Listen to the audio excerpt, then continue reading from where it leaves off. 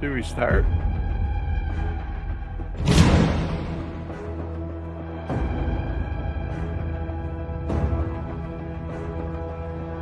What was that? Wait, I can't make a question.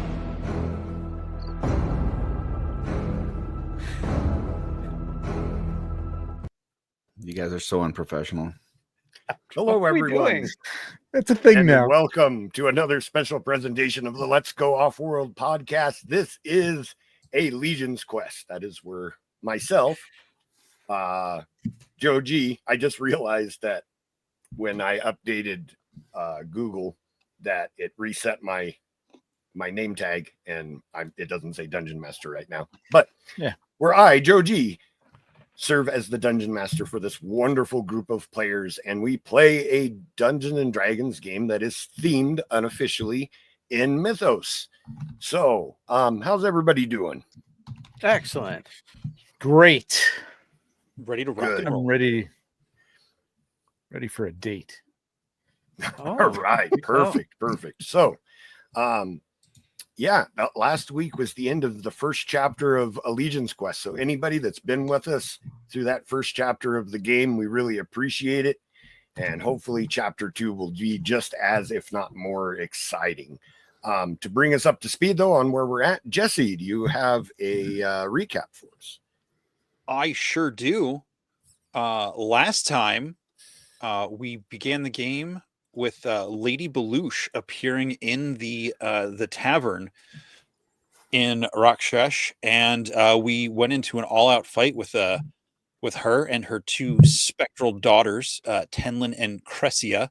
And after a long and brutal fight that saw the demise of our longtime curmudgeon, Cremone, we Warrior's death.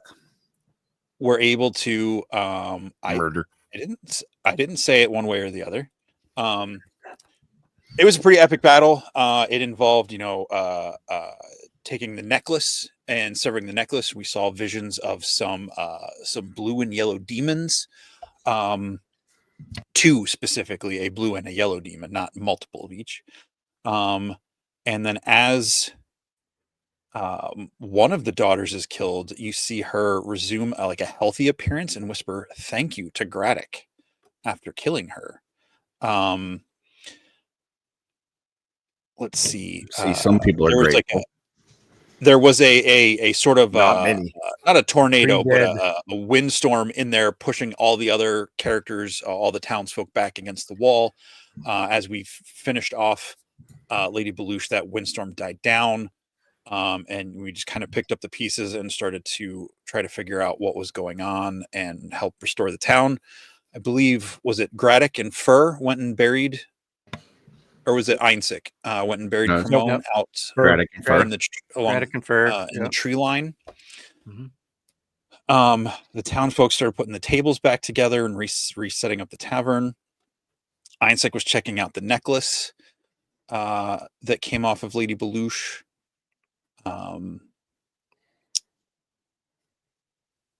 Cam went and talked to Dannabelle and Filmarin with Eénsek, relating some of the details of their story and part of the issues with the mother, things that we had encountered along the way.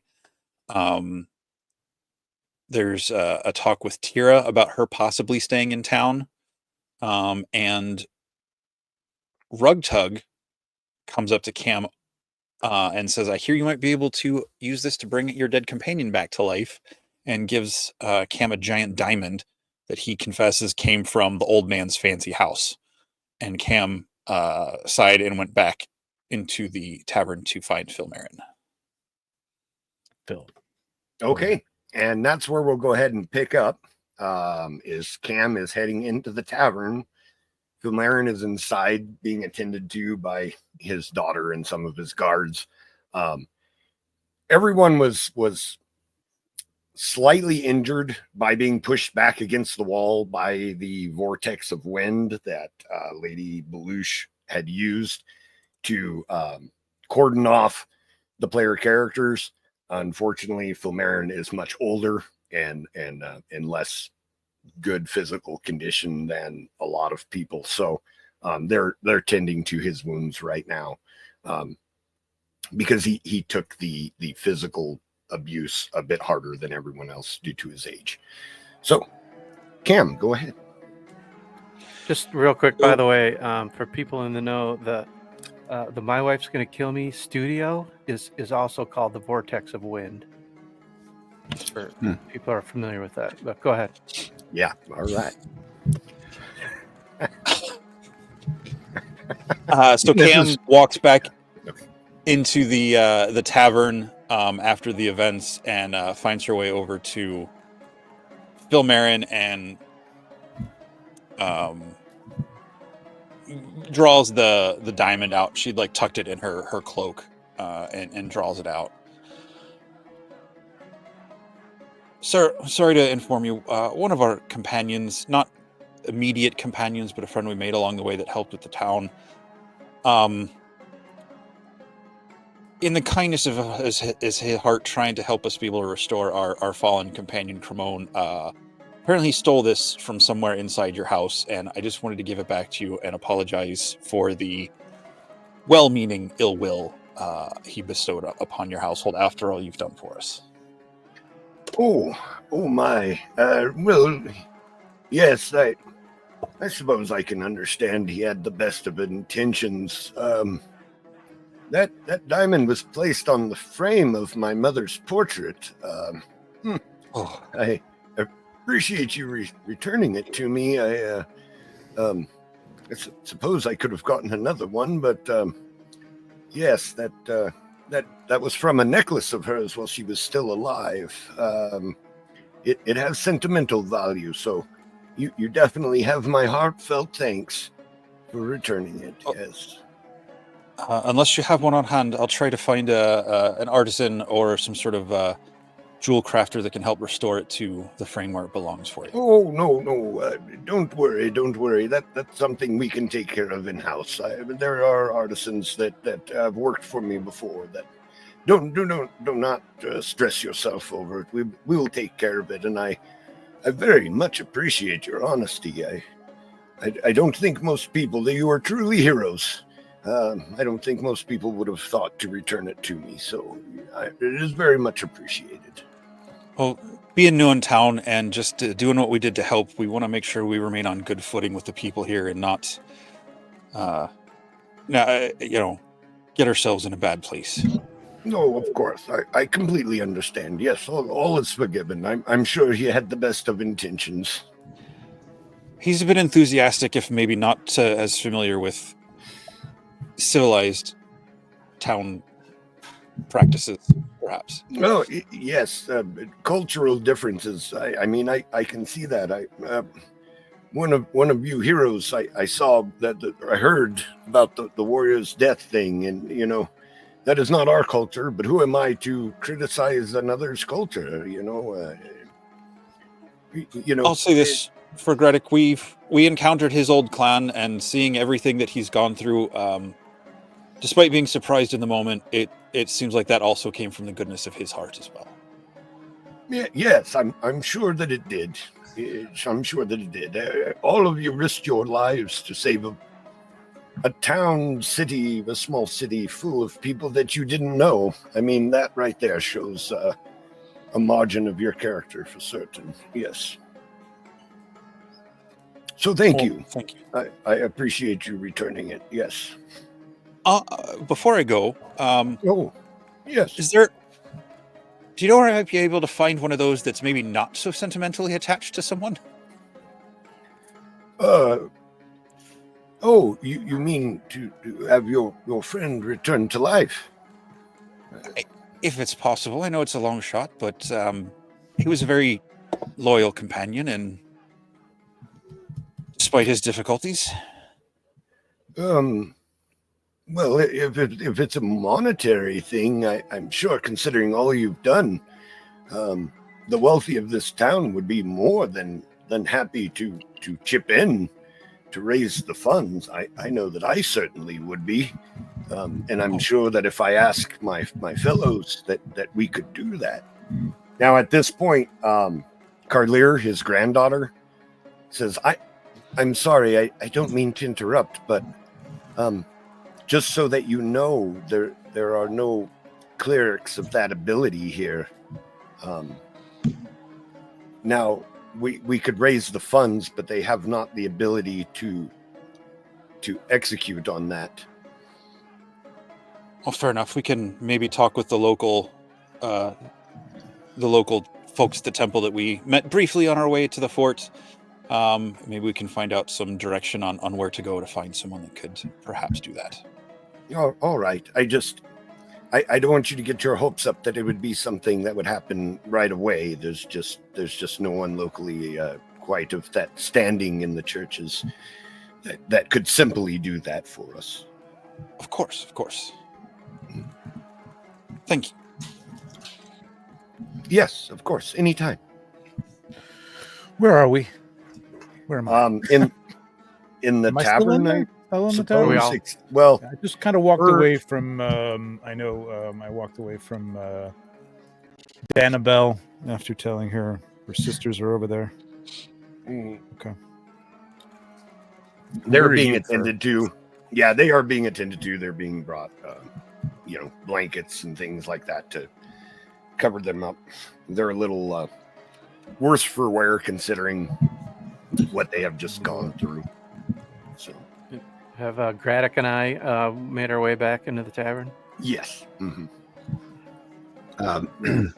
Being that Gradduk had Cremon's hand taken from him by Ferr to be buried with Cremon, Gradduk goes and finds the original hand that he was using around his neck. Mm-hmm. And it really stinks at this point. It's pretty smelly and nasty. Well, it has been tied to Gradduk for a while, so that makes sense. Yeah. So he is going to look for a taxidermist in town to see if he can kind of, fix it up, and not have it, stink so much. So that is actually relatively easy to do. There is a taxidermist in the town that has a shop. This being kind of somewhat of a wilderness community, there's a lot of hunting and things like that, mounted deer heads, hand necklaces. Hand necklaces, of course. Mhm. The The old hand taxidermist stuffer. Mhm. the taxidermist will comment that it's not normal for him to work on humanoids Mhm. Mhm. as part of his normal job, but if he is compensated in kind, it is not something that he is opposed to. Yeah, and I think Gradduk would say something to the effect of, well, we did just save the town, and I think that's probably a pretty good compensation that you got your life.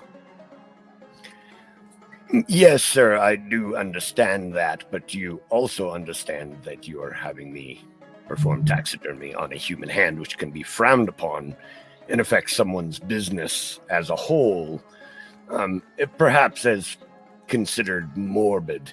So to take on that type of, project, I would need to be compensated. So that way I would be able to overcome any stigma that is associated with it. You understand, of course. I totally understand, and what you should know is that this was a bad man who sought to rob and murder a young lady, and we saved her. So that should come into play, and also you'll accept the money that I give you and do the work. And at that point, I will do an intimidation roll, if that's okay. Yes, it is. Sure. And that is 18. Okay. Let me...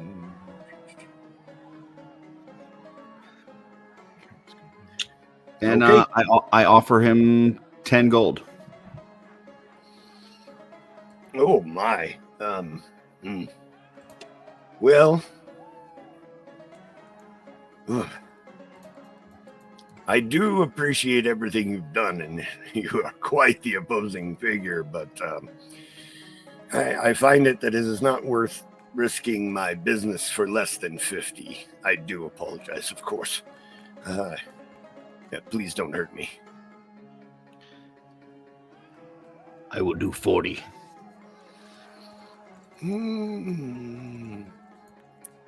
40 and recommend my establishment to your friends. Of course. I would always recommend establishment of some fine gentleman as yourself. Right. Excellent, excellent. You are the first orc that I've ever interacted with, but I have to say, you're a good man. And he shakes your hand. All right. You have a bargain.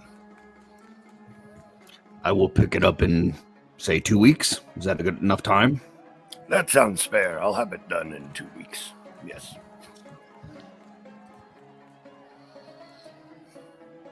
I'm going to go up to the tavern keep from this place that we're in. The kind of curmudgeon. On your way there, Eénsek, Emin interrupts you before you get there. The Templar. Pardon me, I have some concerns that I wish to run by you since you have some arcane knowledge. Oh, of course. The two women there, the ones on the floor, they are wrapping in blankets. Yes. I've never heard of such a thing. Blankets? Where life Kind of is, typical. Oh. where life is stolen and then returned in such a manner. Yes, it is quite odd. Quite odd. As an inquisitor, I have my concerns that there may be nefarious magics involved in this. Likely. If that is the case, we may need to deal with them. I think we did. No? No, they appear to be alive, though they were spirits moments ago. But that's good. Is it? They'll make some wonderful bridesmaids. I'm not following you. Follow me over to the bar. Very well. Okay. I buy him a drink. Okay. Does he drink? He does. Yes, absolutely. Okay. So what exactly is your concern? If demonic magic was used to steal their life, but also used to return life to them, there may be a demonic influence. In them still, is what you're saying. Yes. Okay. So we should do some investigation, is what you're saying. I do not know the local edicts of the town, but where I am from, I would bring them to a location for questioning and some investigation, as you say. Yes, like a local magistrate, or who would you suggest? Yeah, that could serve, yes. Okay.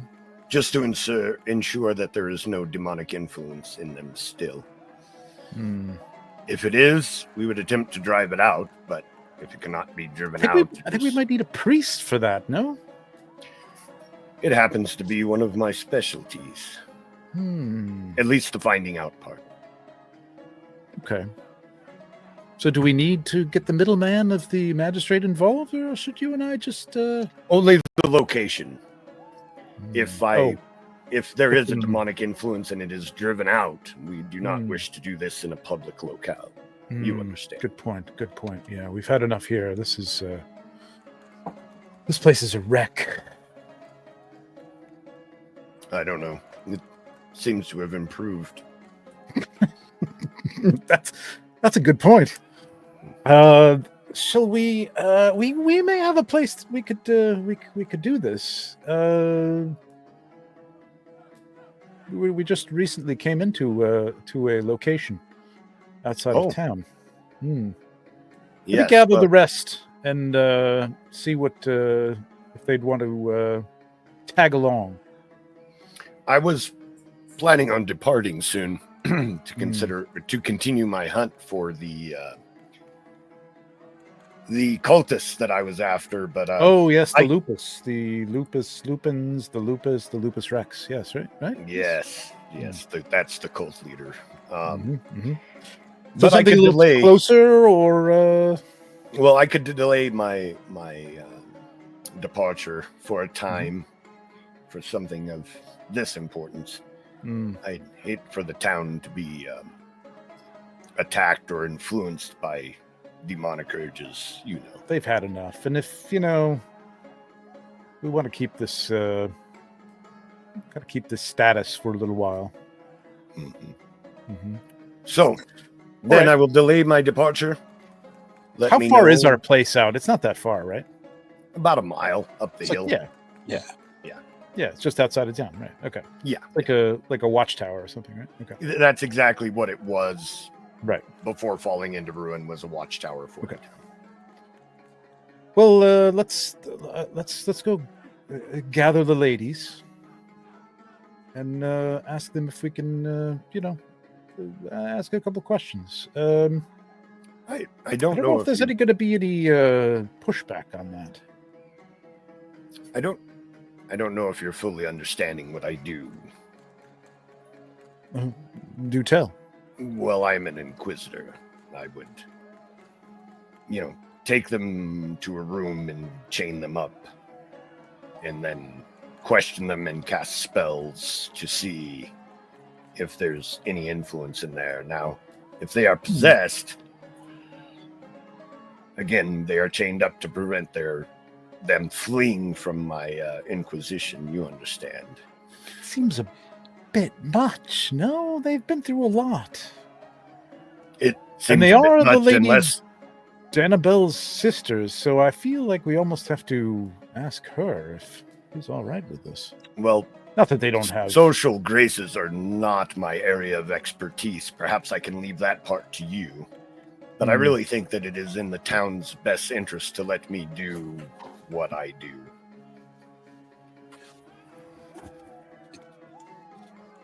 Is Cam anywhere near this? Cam walks up. Yeah, you're in the tavern, right?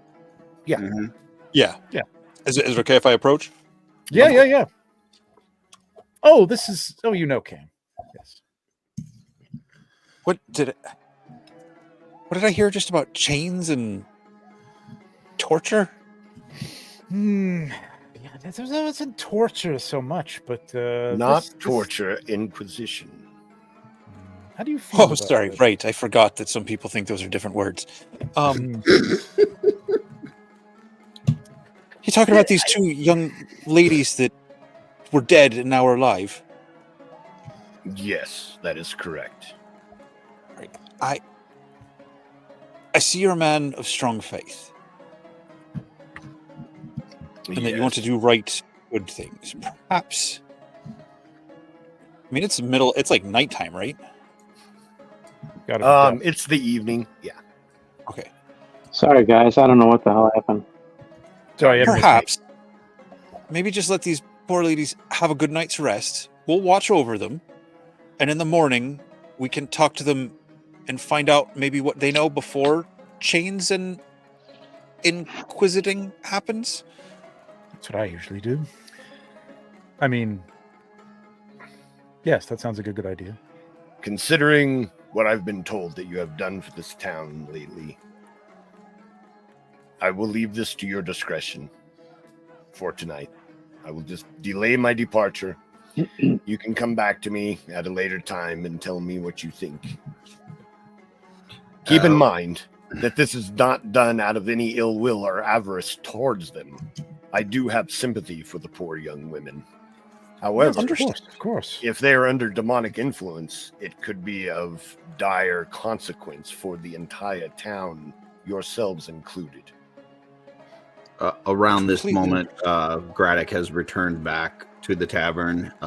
He's gathered over by Ferr, who you see both of us over on the other side of the tavern. Okay. All right. So I will excuse myself then. Leave this to your discretions. Inform me what you decide.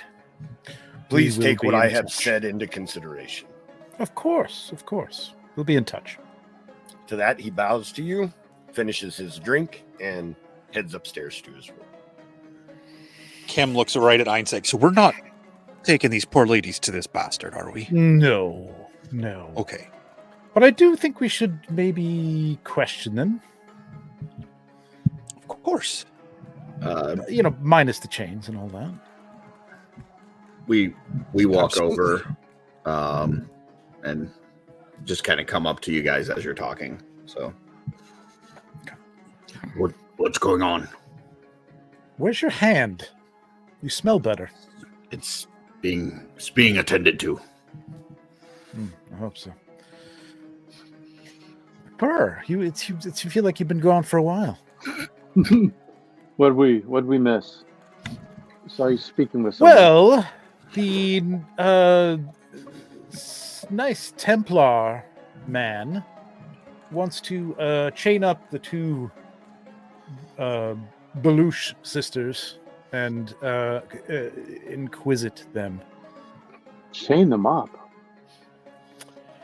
It's his thing. Okay. For what purpose? Well, It's his divine kink. Possibly they might be demons. Maybe. They could be. Well, He doesn't know.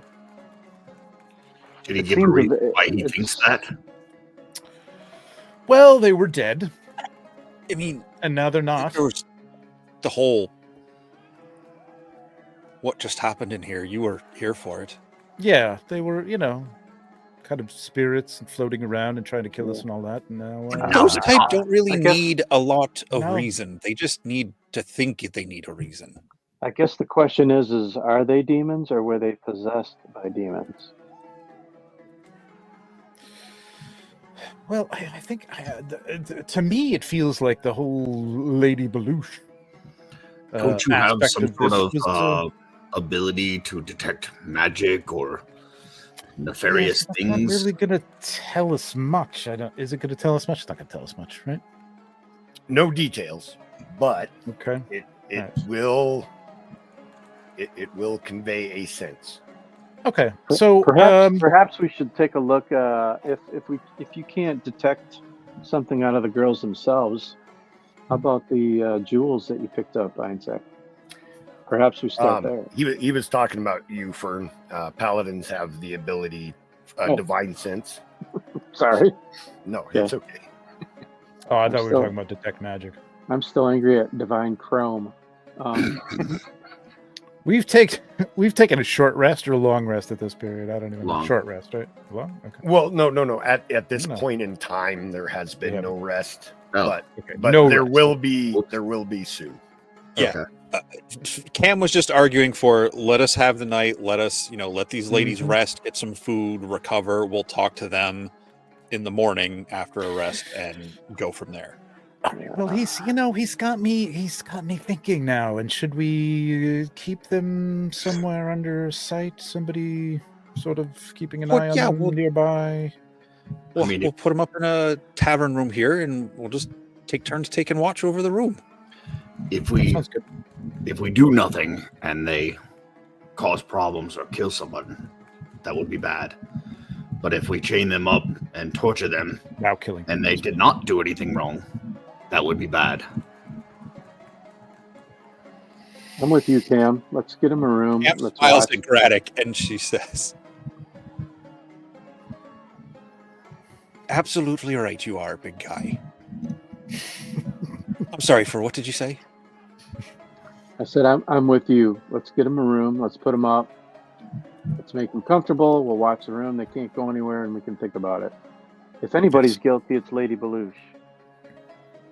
And she's gone. My thoughts exactly. All right. We also have to discuss. I reach into a. Is this on our dime? Are we doing this? Now, it- Dannabelle and Belgar are attending to them right now. Their sister and future brother-in-law. So, Okay. they are attending to them at the moment. Overhearing what little conversation you can pick up from them, it sounds like their intention was to take them back to their home. They're wealthy and they do have, well, Dannabelle is anyways wealthy and has a large home with plenty of room for them. Yeah, Belgar's just a gold digger. What? All right. So, why don't we, Ferr, do you want to make your way over there and maybe make this invitation, or we can go together and maybe you can throw a little, divine protection? Sure, Yeah. let's go over there. All right. Getting The to two know of you- each other? I'm just walking over there. Sorry. Okay. So, yeah, the two of you. Do we get have up and move on. over there or what? I don't know. Yeah, yeah. Across It's the only room, a right? short. Okay. It's only a short walk to them. Okay. They seem to be involved in each other right now and don't immediately notice the two of you approach. Okay. Well, that's why I'm like doing a getting to know each other. Oh, yes. This is Dannabelle speaking. Mhm. I didn't know that I had sisters, so this is such a shock, but a wonderful one to go along with the terrible realization that my mother was, well, a monster. Mm. And when she says Yes, that, Does soften the blow. Belgar, grabs her by the shoulders and kind of gives her like a comforting squeeze. yeah, It must be listen, nice to finally have family that doesn't not want to Well, kill you're not you. here. Yeah, we're right there. We're right with you. All right. I'm sure this is a lot to take in. This has been a whirlwind of activity and trauma, and all is as an aside, Joe, is the wedding tomorrow or when is the wedding? No, the wedding is still a time off. Oh, okay, If it was even, they would probably delay it, considering everything that had been sure, happening. okay, Would you say probably at least 2 weeks? I'd say at least 2 weeks. Yeah. okay. Considering everything that's happened, it's been a long day. If Dannabelle, if you'd like to retire to your home, we are more than happy to offer to put up your two newly found sisters in the inn this evening. Make sure that they're comfortable. Well, I have quite a large house and servants. I thought that they would stay with me. I have plenty of room for them. Many guest rooms. Let's come here. I'll just call her over. So you guys, the two girls, Temlin and Cressia, that are sitting on the floor right now. They're sitting on the floor. They have blankets over their shoulders. Their hair is hanging down over their faces. Both of them, almost in unison, look up at you guys. Their faces are very neutral. You know what I mean? They're not looking at you with any real emotion on their face. They seem to be in shock, maybe. But I would like to get a roll from you guys. And, Are you gonna pull some magic? Okay. Perception. There you go. Perception roll for everybody. It's the best part of being a DM when a word that you use in normal conversation just suddenly won't pop into your brain. I guess that I got 17. All right. 19 for Cam. passive perception. What's passive perception? Like if I'm just like Passive is when you're not actively looking around or paying attention. Right, that's fine. So if you're walking through the forest, not expecting. Are we paying something, attention to this? Okay. Well, I I'll would do say so. perception. Okay. So 17 for Gradduk. That's a 10. Shit. 19 for Cam. Terrible roll. Why did only Trevor spot though? Mm. Bear with me. No, it's okay. I'm having dice. I see all three. I see mine, Cam's in, Eénsek.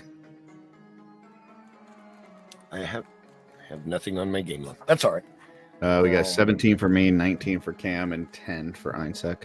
Okay. I'm almost there. Hang on, I had to Yeah, relog no into problem. this as well. Okay, I'm sorry. What we're rolling? Perception. Perception. Perception. There it is.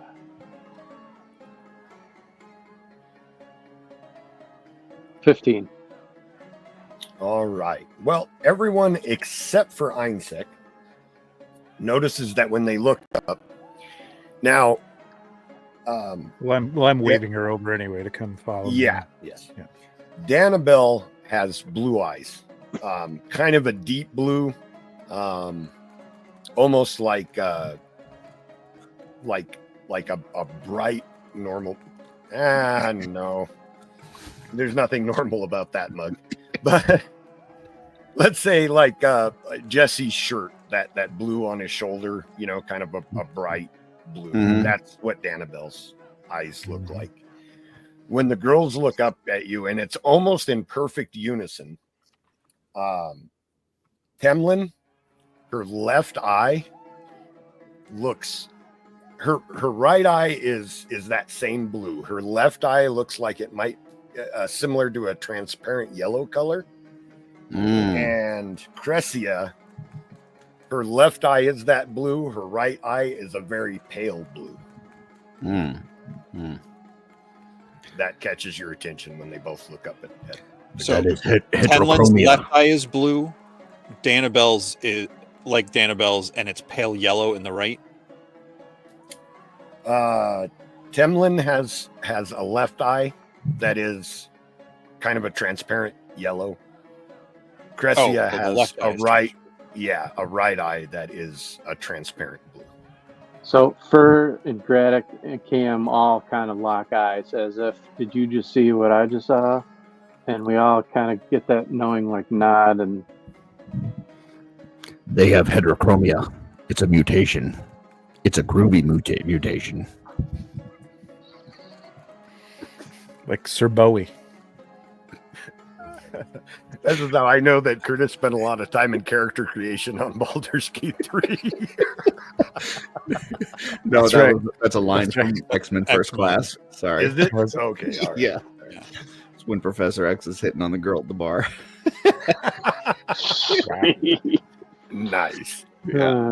deep cut. Yep. So Eénsek, you've walked off with Well, I'm calling her. I don't know. Is she following Oh. me, Joe? Is she coming? with me? You're And- trying to get Dannabelle to follow you? Yeah. Yeah, except I'm for giving her from the Okay. old side, command. kinda- Yes, yeah. if you give her that, she'll excuse herself from Belgar for a moment and come over to you. Belgar. Could Talking to you her? watch these girls for a moment? Oh, And the three of us yes. should kind of walk over with you because we just saw something too. So Of course, they'll be fine. Well, I'm going to start talking. yeah, go ahead. You know, you're lovely sisters here.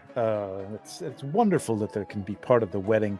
They did just return from the dead, though. So we're a little concerned about what might be behind that, underlying that, and if they are completely okay. She kind of looks over So- your shoulder back at them and then whispers to you, Did you notice their eyes? At that point, can we walk up Yeah. and say we did just notice their eyes? In fact, What about their eyes? And you Well- They have heterochromia. Oh, what is that? It's a mutation. It's a groovy mutation. And what is that? What does groovy? I don't. Groovy mean here? They have different color eyes. One has a yellowish one, and one has two different color blue. I still have those. Do I still have the crystals? The You two do. Yeah. stones? The gems, yes. So And I'm there's, just going to pull those out of my pouch and go. Just like that. And just like the apparitions that we saw when Lady Belush met her demise. This really, I think we must insist that we keep an eye on them for tonight. So I do agree. You have to understand from my point of view, they are my sisters in name, but this is my first time ever meeting them. I did not know that they existed until this all happened. Yes, and you know how family can be, so you know. So, Very suspicious. how of this then? Oh, I'm sorry, Gradduk. Yeah, I just have a question for you, Dannabelle. If you were possessed by a demon, would you want a warrior's death? That's a no. Anyway, so let's get them a room, and we will well, take I was turns, going the three to of us, suggest watching them. perhaps instead of a public place, it would be better if. What if I offer the four of you rooms at my house? And that way they would be away from the public if Nope, anything. this sounds great. We'll do it. Very, very kind, generous offer. We'll take you up on that. Well, Done. I have gods at my house, and the servants have their own quarters in a separate wing, so they would be away from them. It's on the Yes, opposite we want to side of the house than the guest Keep- quarters. Yes, we want to So- keep people away. So yes, as long as we can put them someplace secure. Question That's real fine. quick. Are we planning, because like we still got like Beerish and Tira and Rugtug, and like, are we planning on taking all of them with us, or are they going to the tower, or what like, are we assuming that they're going with us or not, I guess is my question. There's nothing at the tower. We can put them up on in the tavern, right? I mean, It would be fair to assume that, like Beerish and the orcs, the Beerish. have- they don't have the expectation that they would be welcomed in the town long term, considering the difference in cultures, we'll say. So, But we've also just fought a big battle, so we wouldn't want to have them go back where they came from. they're not thinking that they're tower. being kicked out, but Okay. they would not want to stay within the city. It would be They're uncomfortable. welcome to stay nomadish, in right? They got tents and stuff like that. I'm sure, right? They Yeah, can they crash. could They stay can in- crash at our place, man. Yeah, at our new pad. Yeah, that's groovy, right? It is groovy. It's groovy. You What could are you offer talking if about? you wanted to, but your characters would know that Okay. their expectation would not be to stay within the city. Same thing for the mercenaries. That even though the mercenaries would love to stay within the town, they would probably not be welcomed with open arms. All right. So I think the sooner we get these girls up to your place and secure and away from the public, the better. I will. But we could put Tira in the ass up, right, for the night, right? And the donkey. Just kidding. Yes. We'll put Tira and the donkey up in the tower or in the tavern. In the tavern. I don't want them near. We don't want to bring them with us. We don't want more victims. If there's something right, wrong. but we can send them to the tower. Yeah, I don't know if there's much There's in the nothing at tower. the tower. I mean, Like, there's not. Yeah, beds. right at the moment there is nothing there. I mean, It there's was a couple inhabited beds by we saw when we beds. were at the tower. I saw beds on the map. I explained. See, and this is how I know Curtis listens to me very close.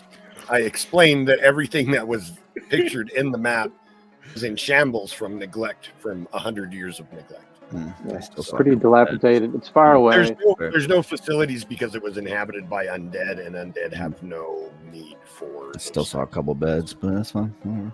And there was, but they were 100 years old and hadn't been used in 100 years. So they are- We're getting a Tira free place up to in stay the tonight. tavern. So you're saying Yeah. they wouldn't have like a sleep number? Is that what? Okay. yes, very much. Yes, the number is It would be 666. That's what the number is. All right. So Okay. all right. Let's assume we put up our friends and we head to what's her names?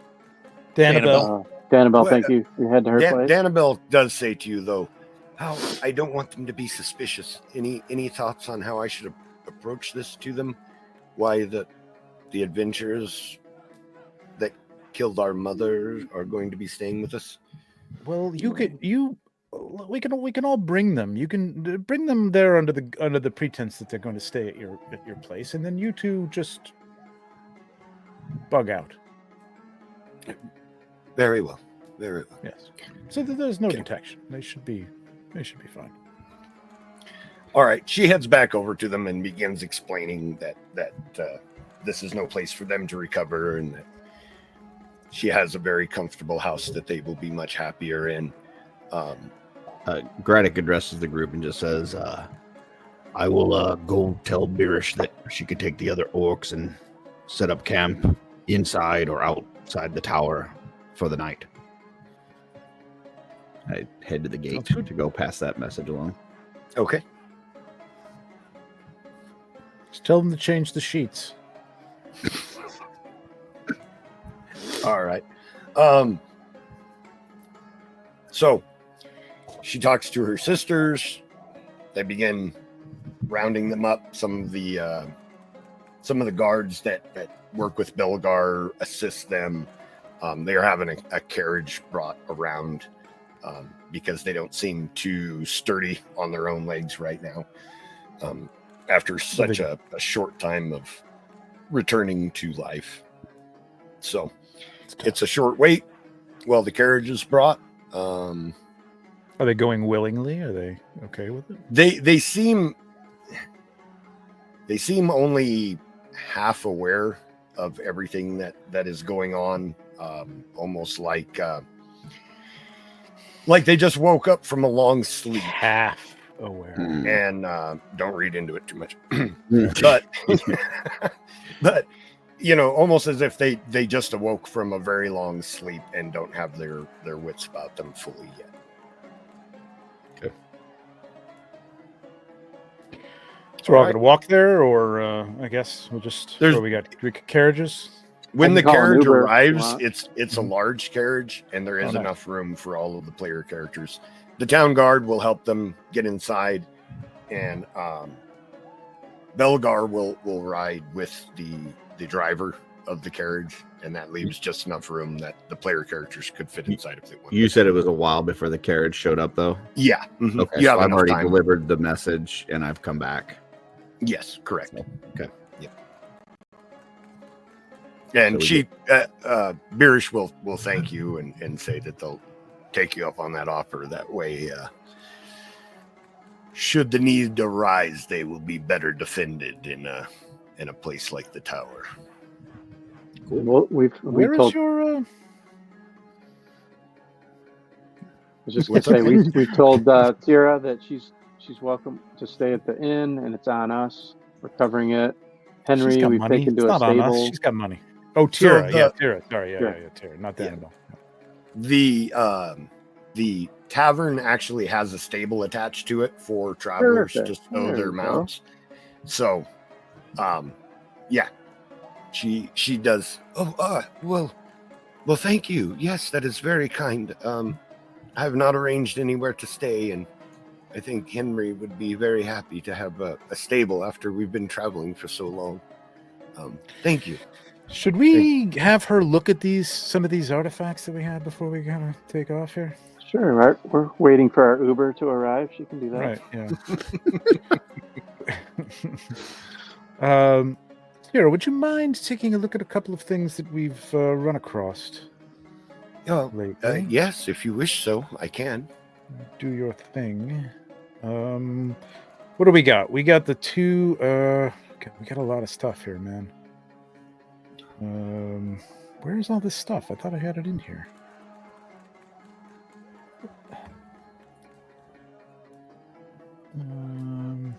Hang on. Hold on. You got the 2 gems. You got a bag from the bone. Okay. I got it. Okay, so we got the Staff of Tellum. We got this pouch of conjuration. We've got this belt of alteration.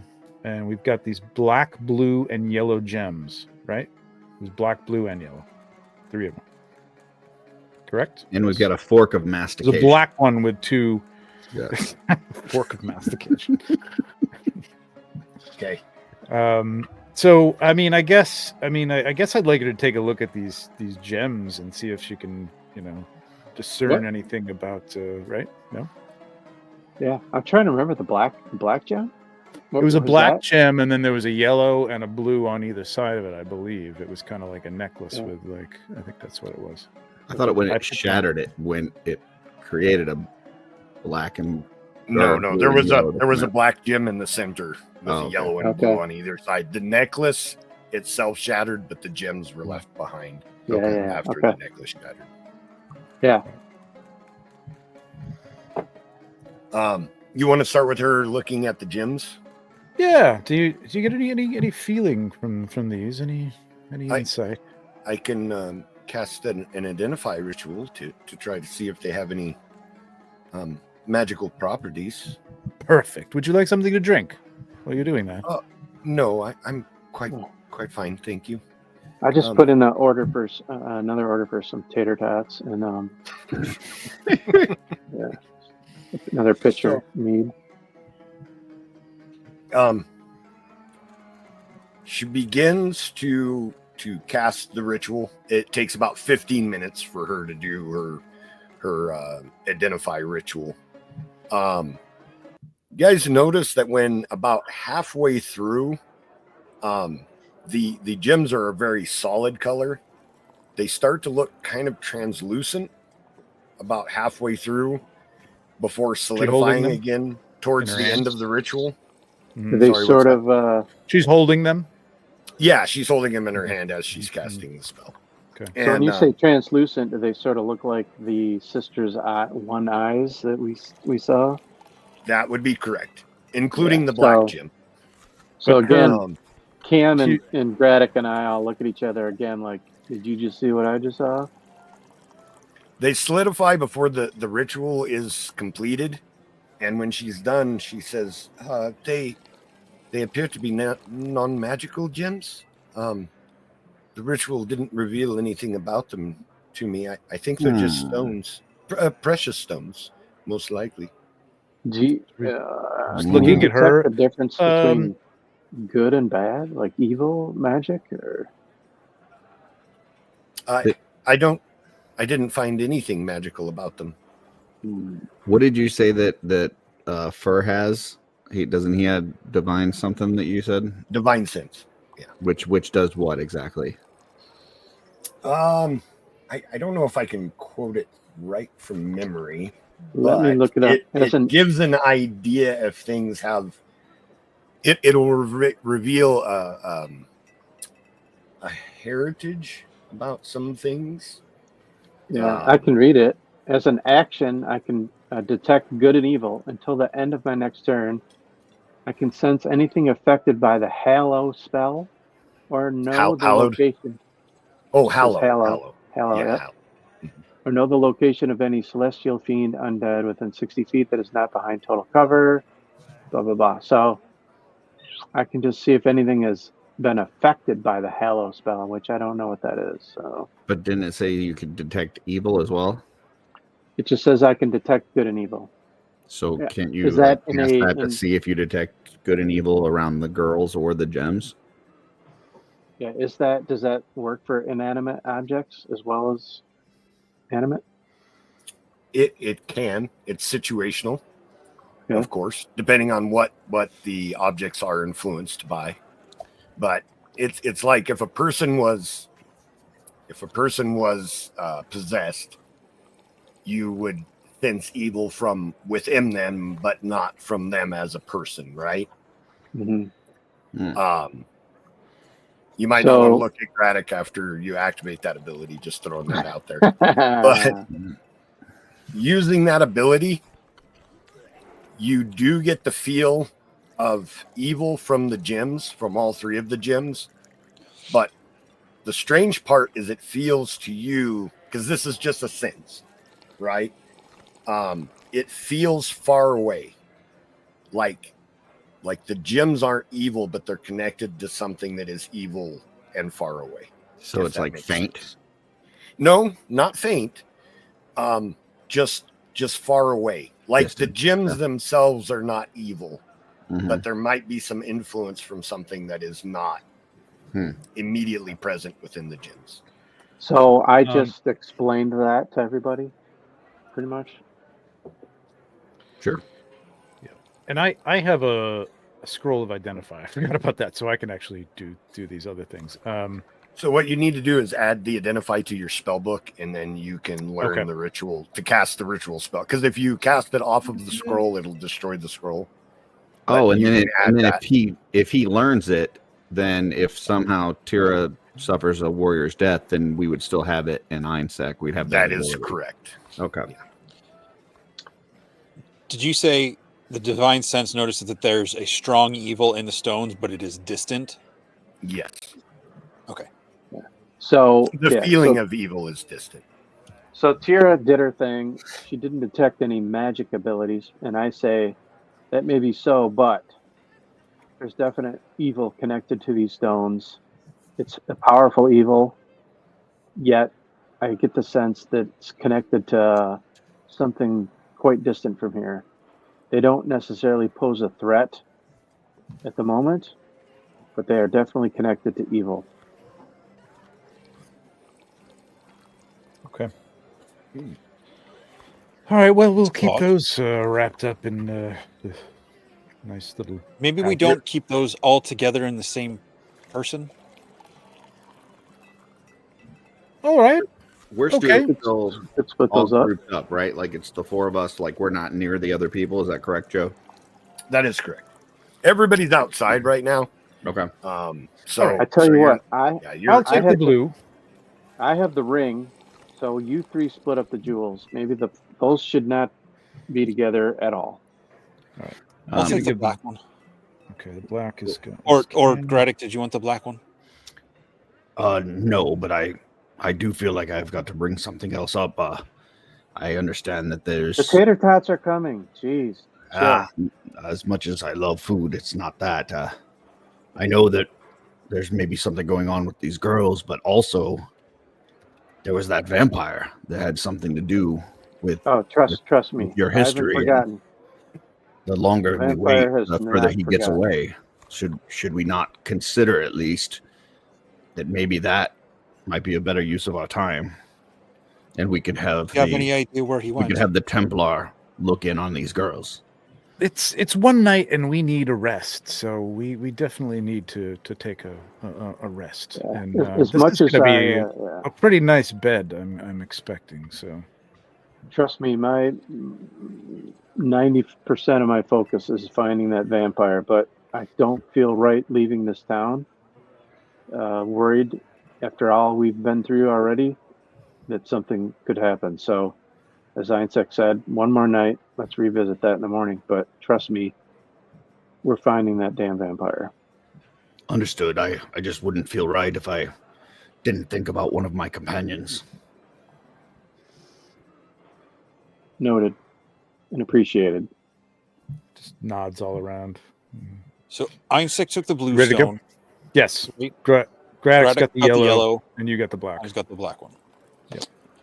Well, since Eénsek went, I And might if have we missed put them it. together, we become the Transformer or something like that. Go Power Rangers! I was thinking more of Captain Planet, but yeah. I don't know if There I you go, missed whatever. this when I went offline, but did you do the date or no? We're The still date The date hasn't happened happened. Okay. No, the date hasn't happened.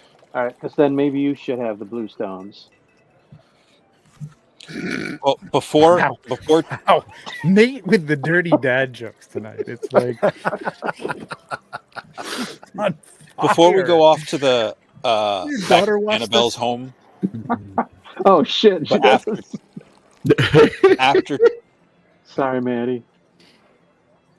after Tira leaves, if it's just the four of us sitting finishing up whatever tater tots and beef jerky, whatever's there,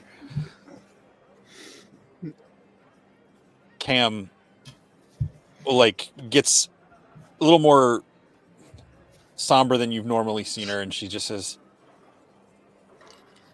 "Look, the four of us have been pretty much just surviving for these past couple of weeks, months at this point on this quest. But we make a pretty good team. Fair enough, we're pretty rough around the edges at this point, but there's something here that we've got a lot to learn about each other still and different things, but I think well, I'm just going to flat out say this. I trust the three of you more than I've trusted anyone since my adopted parents took me in. Not for nothing. despite all our differences, I go where you guys go. Here. Same. We all raise our mugs. Mm-hmm.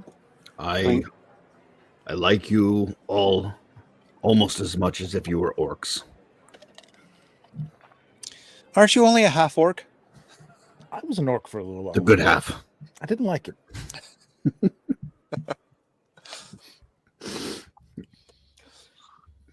That means a lot, Cam. I think we have grown tight.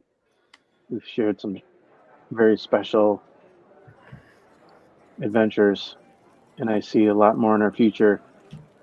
However, Gradduk, I gotta say, let this be a lesson. Perhaps the way you've been brought up, a warrior's death is a thing. Maybe consult the group before partaking in the future. If there's a companion that we feel that we can help, we can heal, let's make that our first move before your warrior's Yes, death. full majority vote before killing anyone in the party. How about that? Mm. Agreed? I think that's probably a good rule. Think. I was not used to these soft emotions. But I will definitely consult next time. Very good. I'm sure they're going to say, if you kill me in battle, I'm going to haunt you for the rest of your natural life. I would expect no less. Fair enough. Yes, and I will have the entire Xylonis flock on your ass until your end of days. Well, that may be, but I would also eat steak for many days. I say, don't make him a promise he's going to want. I'll fireball that steak. All All right. right. Should we make our way over to Dannabell's home? So, was there any other items that you guys wanted to have? I can Tira identify look at? things. I mean, how long does it take me to learn this spell? I mean, I added it to my spells, and is it automatic? It can be an assumed time. We'll say that you do Okay. it before you go to bed. It'll just be 50 gold pieces.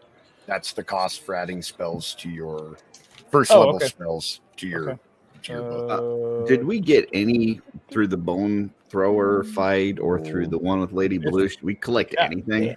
Or we get any sort of reward? Did we get was there any sort of spoils to be had? You know that warm feeling? That's your reward. You save the town, buddy. All right. Because Joe's asking for 50 gold here and there from people, and we ain't been getting no gold. So 50 gold was explained why your hand would cost that amount.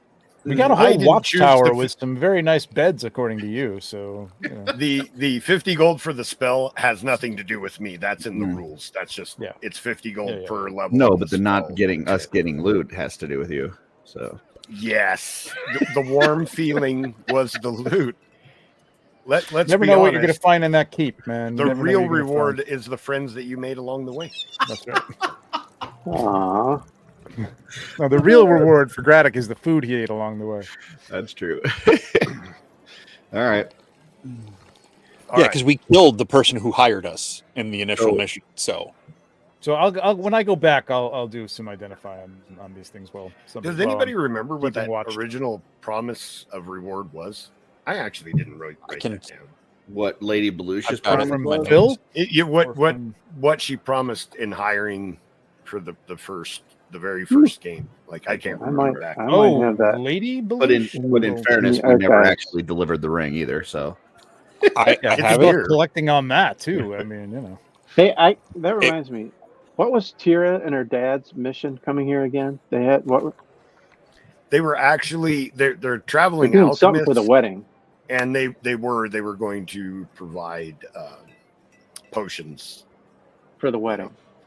Yeah. Not necessarily for the wedding, just taking advantage of it was people coming from a lot of locations to a large royal wedding.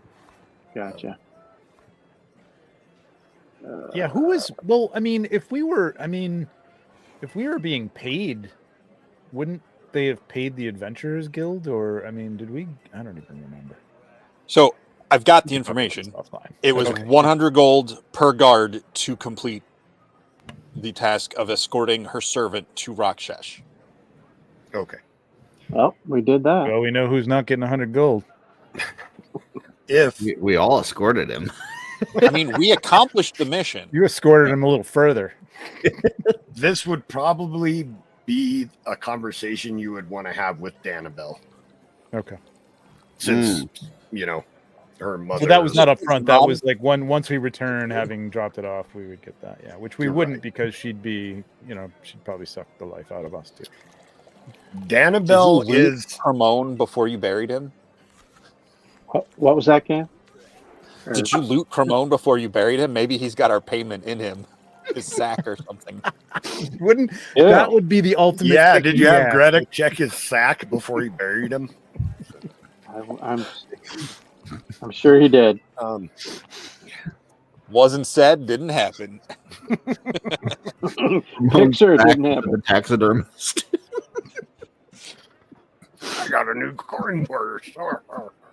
So, well, he was an old man, so Quab. Gradduk was carrying his bag the whole time anyway. You probably threw that in there like, carry your own bag to the afterlife. All right, then we will. The carriage arrives since you've accomplished everything that you want to accomplish in this exact moment. You're all able to load up and be transported to the Belush residence in Rakshesh. Arriving at her home, it is a very large, more of a manor house than a castle, though it has that feel to it, like it was built mostly from wood. It's, like I said, not a castle, but it very much has that feeling of towers and is kind of spread out. So A little overdone. What's that? Nothing. I said a little overdone. Probably a lot overdone by a commoner's standard. Yes. So would you say it's not as nice as Phil Marin's house, but still pretty nice? Yes, that would be an accurate description. So Fulmarin's house is probably twice the size of hers. Okay. And has a lot of stone construction. It was also here. It would appear to have been here for a lot longer, so there's been more time for him to add on to it. Her wealth, you doubt that her wealth compares to what Phil Marin's is, since he's the owner of so much around this place. He is obviously an extremely wealthy man. But that being said, hers is comparative to what her mother's house was in Burlong. Gotcha.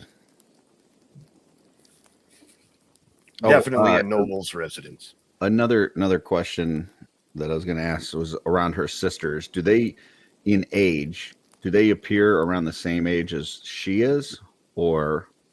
That's what you said before. I thought they could be triplets. Oh, okay. Obviously they're not, because you know that they were killed at different times. Right. But it's worth assuming that when They've they reach a returned certain to the moment where they got their life force taken, basically. right, and Okay. there must be a prime age for stealing life force. Okay. So at this point, they all, I mean, obviously the two girls look very disheveled at this point, but age-wise, they look all similar in age. Correct. Yes. Okay. so. When we get there, are they already in their respective rooms? You guys all arrive. They'll take you inside. Like I said, the town guard don't accompany you here, but when you arrive there, Dannabelle has her own house guard. They will take the girls inside. Once you're inside, the servants, there'll be a servant for actually each of you. A separate servant will take you to your room. It's all in the same wing, but like I say, it's a big mansion. Yes, Curtis. And are we The house guard? Sorry, the house guards. When when we were at Phil Marin's, you talked about house guards, and there was like a couple different types. Some were more armored than others. Like, are these armored guards, or are these like just kind of big people, or what? What are we They are dealing with armored. here? They are professional guards, so they are armored. They all appear to be wearing a breastplate as Okay. armor. They have like a Belush standard, you know, that they wear over their armor. They have definitely a rank and file look to them, so they are professional guards. Now, again, Phil Marin's home is much larger and his reach is much farther, so he has different kinds of guards that do different things. She only has these guards to protect her home, so she doesn't have that same variance to guard types that he did. But they are like ready for battle, and they look serious guards. They do. Gotcha. They do. They're most likely mercenaries that were hired to do this specific job. Okay. Sorry. So the four of us are brought to a specific wing. Are we in the same wing as the daughters? So at Dannabell's instruction, they will have it where the two girls will have rooms next to each other. Ferr will be right next to one. Cam will be on the opposite side of those two, and then Gradduk and Eénsek have the rooms across the hall. But again, like I say, it's so that way that there's no you're surrounding them in a kind of a half circle. But these rooms are large. It's a large hallway. You know what I mean? It's not like you're right up against each other, but yes. But the two girls' rooms butt up to each other. Like they're next door to each other. Okay. Yes, correct. Are they in their rooms when we get there? You guys all arrive together and a separate servant. So the servants are reacting as if you are honored guests. May I take your bags, sir? You know, that kind of like they'll carry your luggage for you inside if you want, that kind of a thing. Each person that's not a part of the normal household will have a servant, a dedicated servant to take them inside. Cam's servant doesn't have anything to do. She does not hand anything over. Very well, of course. If you'll just follow me, then I will take you to your room. They escort all of you to your rooms. When they get to your rooms, they'll ask if there's any special instruction you have. Would you like extra towels, extra blankets, anything in particular to eat before bed? An extra, the one that's talking to Gradduk, perhaps an extra chamber pot. I do not need an extra chamber pot, but any cured meats, really all the cured meats that you have, I would take. Of course. I will head to the kitchen and gather those up for you immediately, sir. Thank you. So we can specifically tell the guard that we can sort of pull them aside and say, we're going to be the four of us are going to be taking turns. Taking watch, yeah. Taking watch tonight. So just don't be alarmed if you see us in the hall outside our rooms.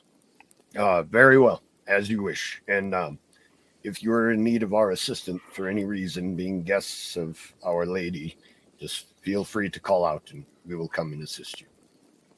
Appreciated. Like some pastries. Do you have some pastries? Absolutely, sir. I will bring you a selection of fine pastries. And you see the servant that's talking to Eénsek, he kind of twists his head funny for a second and says, I'll be returning during the night. Open your door. I need to speak with you. And with that, he kind of blinks a few times and then, I'll get those pastries right away for you, sir, of course. Who notices that? Just Eénsek? All of you are each in your own rooms right now while the servants are talking to you, so no one else is able to notice because you're all even if the doors are open, you wouldn't have overheard. Cam He request ju- is 3 he eggs and Still there? mead. Okay. Yes, of course, small mistress. I will return with that for you shortly. Is he still there? This dude? No, he said that he was going to get you pastry. Oh, okay. And walk I'm gonna need an inside check on that one. Quick question, Joe. So, obviously, I mean, we just saved the town and all this and that, but at the same time, like, we're 4 armored strangers coming into this lady's house. Cam won't give up any of her stuff. Do the guards seem at all like on edge or nervous about us being there? Like, are they worried about us being in the place? So you would probably think under normal circumstances, yes, but because you arrived with Dannabelle, you're her honored guests. Okay. They will not. It is not their job to interfere with guests. Okay. Now, if you start breaking windows and smashing furniture, yeah, you know what I mean. But under the normal rules of house etiquette, the guards aren't going to harass guests of the mistress. All right, I'm gonna God, I need a telepathy thing, man. I'm gonna knock on Ferr's door and just say, just real quick, Nate, did Ferr want anything special from the servant before they left? No, I'm good. Okay. All right, go ahead, Trevor. Sorry. yeah, I'm just gonna knock on Ferr's door. Hello, housekeeping. No. Oh.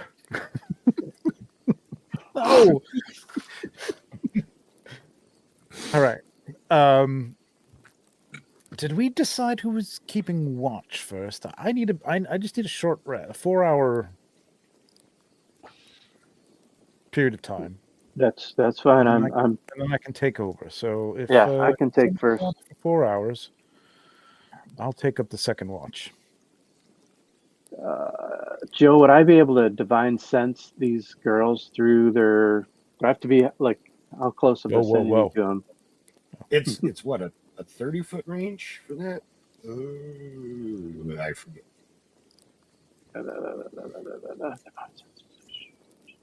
60 feet. You don't happen to have a map with this like room layout at all, do you? I do not. Preparation is not my strong suit. So I should be able to stand outside their doors and do that, Joe. Easy. Within 60 feet, yeah. It's not specific that it has to be line of sight, so that is correct. Okay. But you can before- only do it three times per long rest. So you only have 2 more uses until you take a long rest. So do I have to do it one per sister? So is that going to use up 2, or does one? No, it's turn- within a 60-foot radius. So you'll detect everything within a 60-foot radius. Okay. When you So I'm gonna do that again right now. So before Eénsek, before you go retire for the evening, hang on a second. So I do whatever I got to do that, and what do I detect? Do I have to roll or anything? Or No, there's no role associated with it. You get that same? the same feeling that you get from the gems, you get from inside the girl's room. That distant sense of evil, but you do not feel that from them as individuals. Okay. Yeah. So I But, share that. Are you doing this while Eénsek is in your room? Mm-hmm.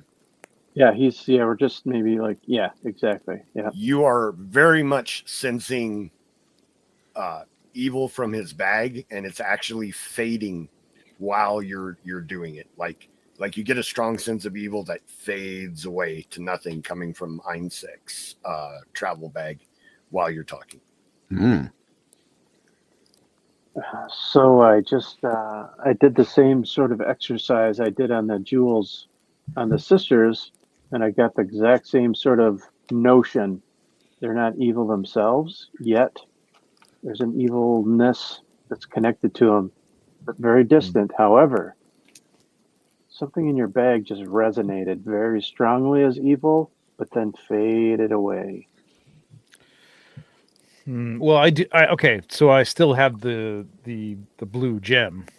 Okay, so It's not the gem. We've already. It's something different. Well, Would I be able to tell him that? let's see. I think Yes. Yeah, we've already looked at the gem, so it's something other than that. It's not the same feeling that you get from the gem. You still have that sense from the gem, but this was something completely different. Yeah, there's something else in your bag that's giving me that. Okay, so it's something in the that bag. sense. So I mean, it's not the staff because I probably left that in the room. I think.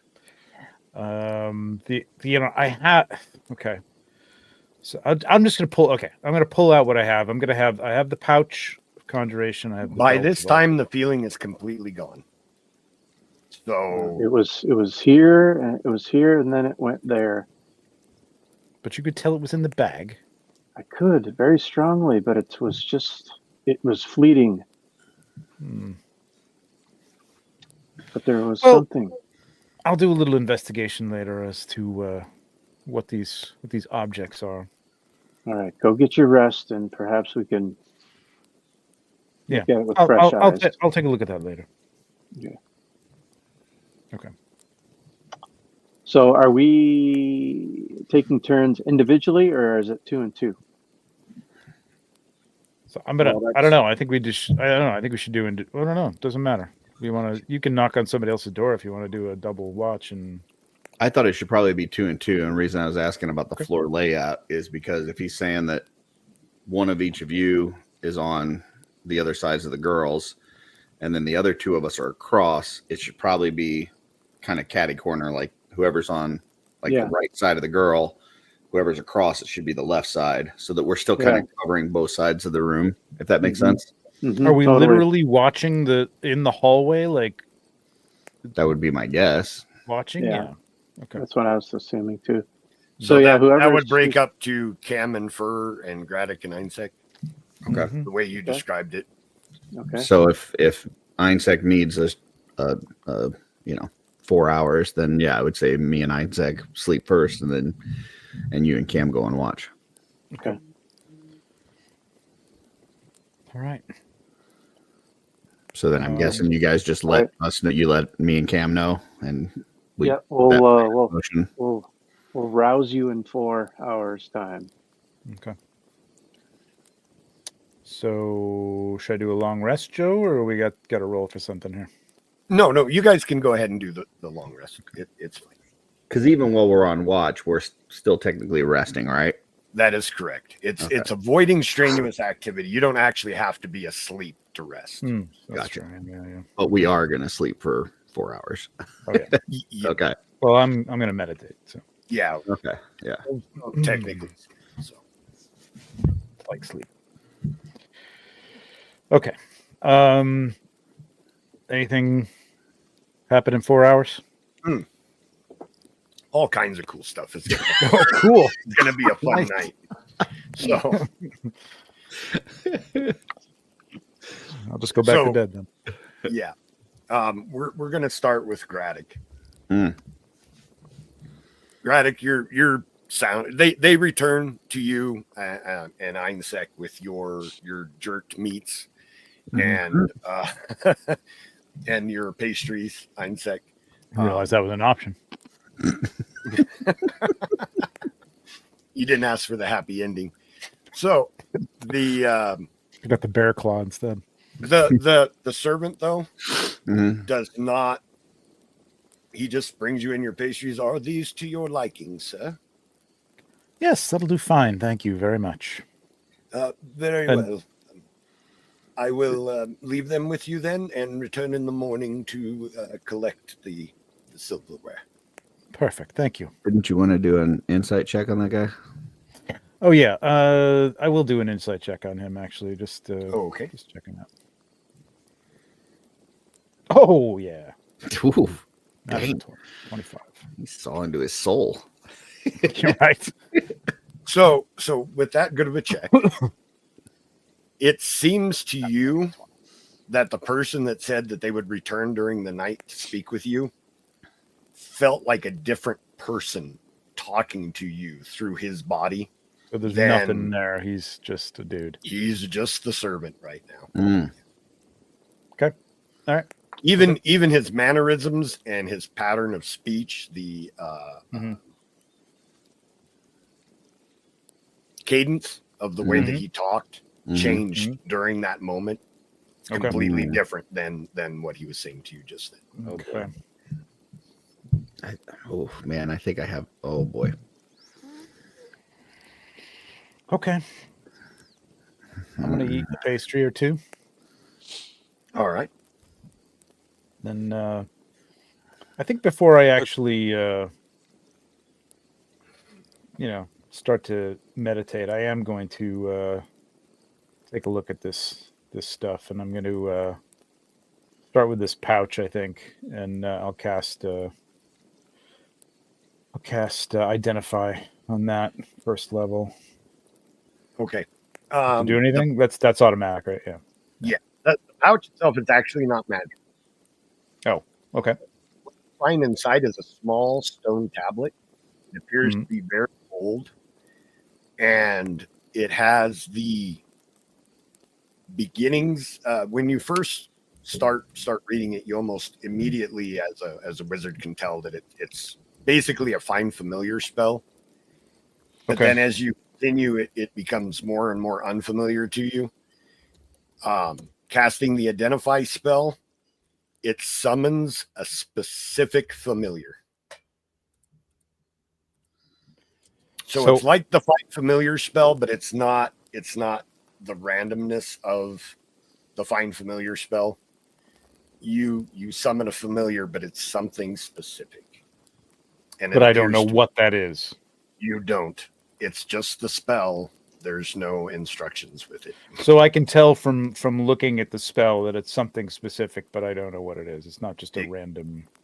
Correct. The identify spell tells you that it summons a specific familiar. Okay. But no, you have no way of knowing what exactly that is. Okay. And then I guess I gotta expend another spell slot, but that's okay. I'll do identify on the. No, identify as a ritual. So as long as you take, so I can keep doing it. Right. I keep doing it. As long as you take 15 minutes to cast the ritual each time, you can cast it without using spell slots. Oh, okay. So this is I've got it in the wrong place. I picked the wrong one though, because this is a level. This is a spell that it's not a cantrip. No, not a cantrip. A ritual. It's a level 1 spell, but it's a ritual. The ritual part just means that you don't use a spell slot to cast it. Oh. Okay. All right. Like there's certain spells. Identify magic is the exact same. Like you don't use. So at will or as ritual means you don't have to cast it. Gotcha. Right. Gotcha. If you cast it as a ritual, it doesn't take a spell slot. You can cast it and use a spell slot if you want. Got but it. you don't have to. Okay. All right. So I'll check out the belt of alteration or belt alteration. That's all I have. Belt alteration. Maybe it's an altered belt. I don't know. Yes, the belt. It's just a stretchy belt, right? It is not. It's actually kind of like a weight belt almost. It's wider in the back than it is in the front.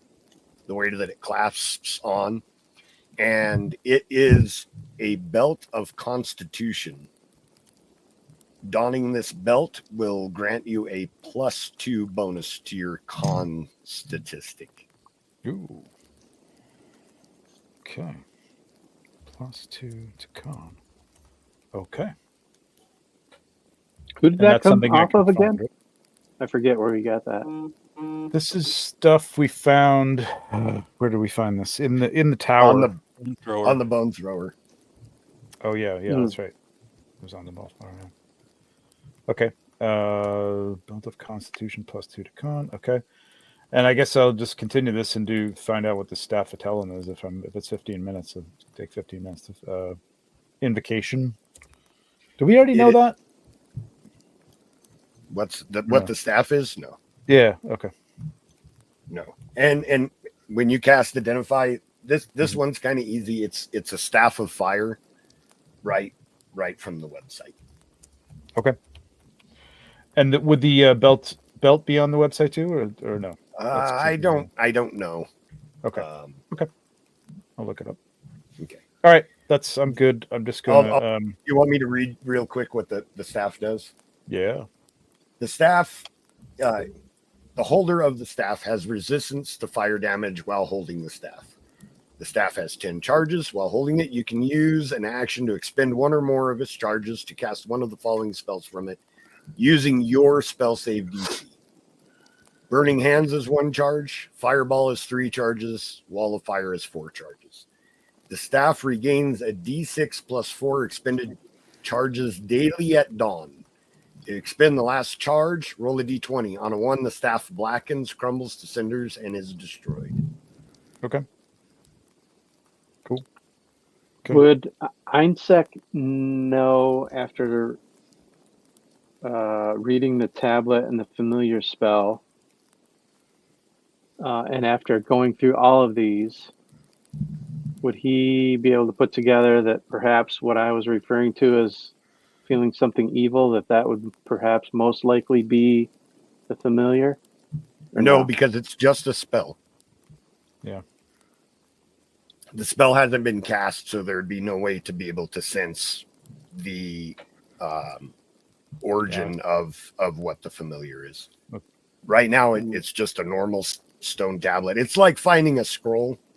Like the paper isn't good or evil, you know. Mm-hmm. So Mm-hmm. it was something else. Yep. Okay. Interesting. Okay. All right. Okay. Okay. Yeah, I'm gonna take my Okay. meditation after All a couple right. bear claws. Gradduk, you, after filling up on your dried meats, go to sleep and fall into a very deep, sound and comfortable sleep. This is the most comfortable bed that you have ever been on in your entire life. That's going to be true for most of you. I'm imagining most of you have not been in high-end beds, but there's extra care put to that because of the type of guests that this Lady Belush usually entertains. They are the upper crust of society. Though you begin to be aroused from your sleep, I don't mean that aroused in the way that you're making facial expressions to for the audio listeners. You begin to wake up to the smell of sulfur. The very strong smell of rotten eggs seems to be permeating your room. That cam must have asked for eggs. I start looking around. Nice callback. When you open your eyes, your entire room seems to be filled with smoke, and that sulfurous smoke is where your nostrils are finding that smell from. And there is a light emanating from around your bed. Glancing down, there appears to be flames all around you. You feel something tug on your bed sheets coming from the opposite direction that you're looking. I turn to look the direction that I feel the tug from. A bony, somewhat, we'll say desiccated hand Fucking knew it. reaches up and grabs your covers, and then another. As you see Kermone's long dead, well, at least several hours dead face, gaunt and sad, pulls himself up from the edge of the bed. Gradduk, you have to help me. Help me. The stones, they pulled me through. I was sacrificed by the Lady Belush, pulled into this horrible realm of torture. How do I get you out? I don't know. I don't know, but I'm burning. I've been burning for so long. Please, please help me. And he begins to be almost forcibly pulled away from you, and you wake up from your slumber in a cold sweat in your room. No smell of sulfur and no light from flames. First of all, out of character, I just want to say, F you, Dylan. This is what happens when people that watch the show message the dungeon master and are like, "You're gonna let him get away with that?" And then all of a sudden he has the dude come back and haunt me. Okay, so I didn't know that happened. Say F you, Dylan. First off, and Hey, then Dylan. I will say I'll just add that I named no names. Curtis assuming that it was Dylan. no, I know because he admitted to it the other night. I didn't hear that. Yeah. But I did receive a message hating on Curtis for doing that. So yes, that is correct. It can only be Actually, like more one than of 4 or 5 people. So Yeah. Yeah, I mean, come on. You look at the list of listeners. It's pretty simple. If my daughter had your email, she would have messaged you too, Joe. Because I heard it. Because Cremone already disappeared and Gradduk couldn't give him a second warrior's death, Gradduk gets out of bed and goes to tell the two that are on watch, which is Cam and Ferr, right? Correct. So You guys are about 2 hours into your watch. Nothing of note has happened in that amount of time when Gradduk's door suddenly opens. There was just a commotion in my room. It filled with smoke, and it looked like fire light. And I saw Cremone. He said he was pulled into some dimension where he's being tortured, and he needs us to save him. What do you mean you smelled smoke? Can we run into his room? And I don't smell anything. I don't know if it was ever really there, but I saw it. I smelled it. I felt the tug on my sheets. This was happening. How long into his sleep is this? Am I out of here? Oh, it's 2 hours in. Okay. Yeah, you're in full meditation mode. Yeah, I'm good. You're not aroused like me. No, my stomach is growling from those crawlers. Were you awake when this happened, Gradduk? I was awakened by the smell, and then I saw the lights, and then I heard Cremone. I saw him. He's definitely suffering wherever he is. He did exactly mention what he maybe said. why. He said that Lady Belush pulled him into this other dimension where he's being tortured. This is beyond my knowledge. Cam, any insights? I mean, the big fella did eat a whole pile of meat before he went to sleep, so I mean, he's probably just got a mix of Indigestion meat sweats and some guilt over his warrior's death on Cremone. But I mean, if there's nothing in there, there's nothing to worry about at the moment. You'll have to explain this word guilt. I don't understand that. We'll talk about it after a full night. Yes. You have 2 more hours to sleep. I am not going back in there to have that happen again. I will stay on watch, but I am not going back to sleep. I think we need to talk about how to save Cremone.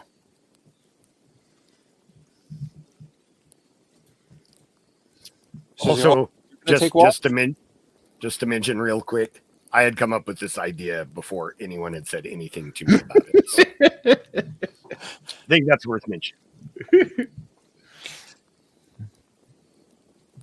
Sorry, go ahead, Jesse. Maybe it has something to do with those gems. The last thing that Cremone said was to go for the necklace, which made those gems fall to the ground. Maybe that's when he was pulled into this dimension. I don't know. The gems fell to the ground because I hooked them with my horns and tore the necklace from that evil woman's throat. Yes, but is that when she pulled him in, or I don't know. Or did I don't know what did she- happened. He said that she put him in that dimension. Or was it perhaps when you run your sword through him? He said it was Lady Belush. If he wasn't Cam has dead. gone into her room and closed the door and gone to bed at this point. If Gradduk is taking over watch.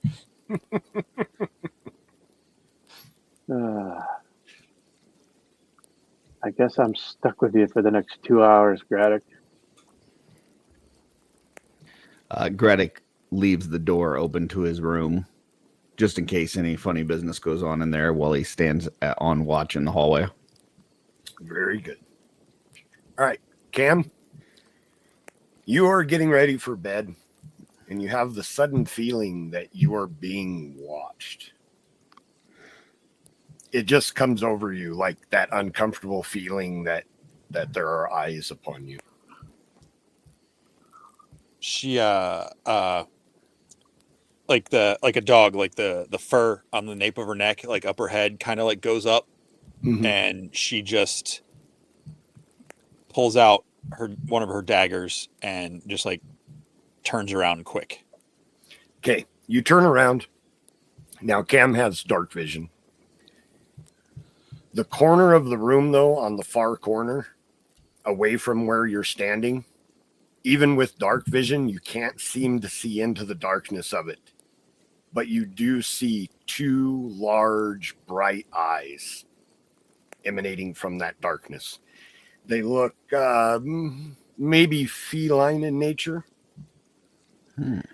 Hello, little one. I've been looking for you. I have a message to deliver. The eyes begin to move forward towards you.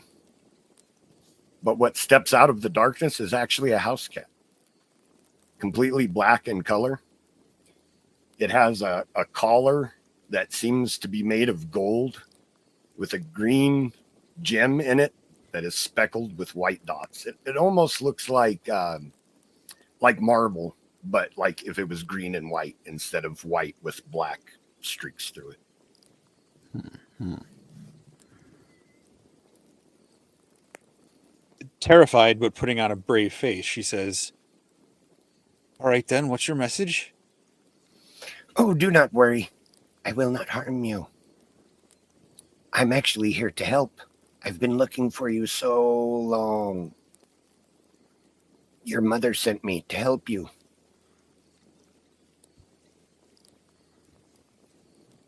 My mother? Yes. Yes, long ago. Who are you? Oh, you'll find out. When you need me, call me and I will come. There, the necklace on your pillow. She turns to look, but like slowly trying to keep her eye on the cat as well. Right. You turn and you look, and on your pillow is a necklace that looks exactly like the collar that's on the cat, just sized for someone Cam's size and not a small feline. She looks back to the cat. Is it still there? Nope. It pulls a Batman.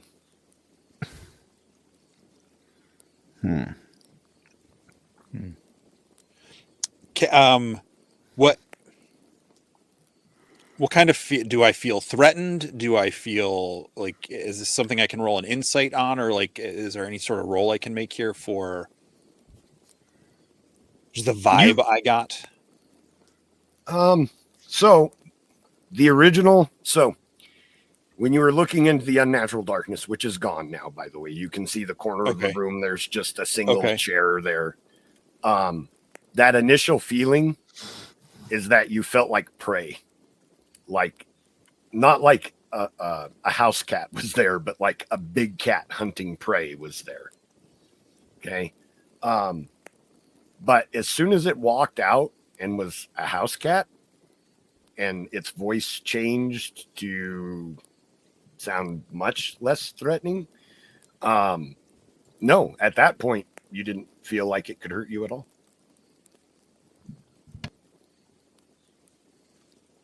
Okay. She goes through, she checks all the doors, windows, anything that can open. She looks under the bed for any sort of like access into the room that she might not be aware of, and then she shoves the necklace into her the haversack. Okay. The magical one. For That would be trying to go to sleep. an investigation roll to check the room Okay. for anything of that nature. All right.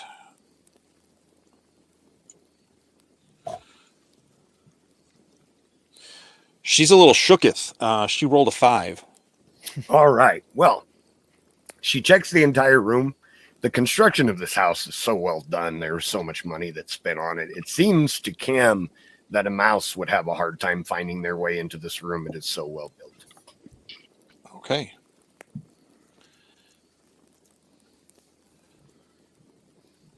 Okay. So yeah, she'll put the necklace in the haversack with feelings of excitement and apprehension. Mhm. With everything going on, she's not putting a necklace on before she goes to sleep. And sleeps with both her daggers like under her pillow. Okay. Sounds good. So Nate and Gradduk, you guys are in the hallway, hanging out, keeping an eye on the rooms.